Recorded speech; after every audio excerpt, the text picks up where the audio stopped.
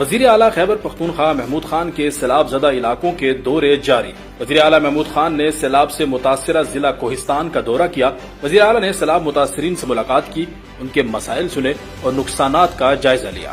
وزیر اعلیٰ نے سیلاب متاثرین میں امدادی چیکس بھی تقسیم کیے۔ ضلع انتظامیہ کی جانب سے وزیر اعلیٰ محمود خان کو نقصانات اور ریلیف سرگرمیوں سے متعلق بریفنگ بھی دی گئی۔